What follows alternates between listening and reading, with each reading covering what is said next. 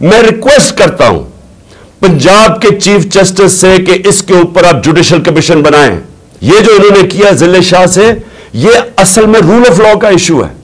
आपके ऊपर बहुत बड़ी जिम्मेदारी है कि ये जिले शाह का आपका इशू है, रूल ऑफ लॉ का इशू है, कस्टोडियल टॉर्चर का इशू है।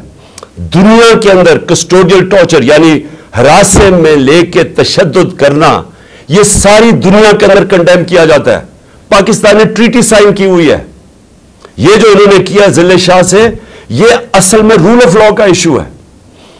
यह आपका वकला का इशू है, यह हमारी अदलिया का इशू है। मैं रिक्वेस्ट करता हूं पंजाब के चीफ जस्टिस से कि इसके ऊपर आप जुडिशल कमीशन बनाएं। इन दरिंदों से हमें कोई इंसाफ की उम्मीद नहीं है। आप जुडिशल कमीशन बनाएं, इन्वेस्टिगेट करेंगे इससे क्या हुआ है, उसकी सारी पोस्टमार्टम रिपोर्ट आपके सामने है। और आप आज स्टैंड लें, राय हक के ऊपर खड़े।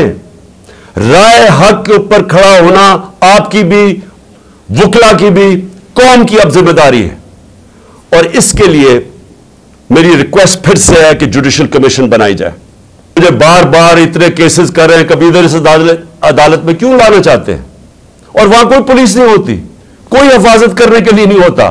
बुलाते हैं वहां और वहां कोई भी कत्ल कर सकता है। वहां बुलाते ही इसलिए।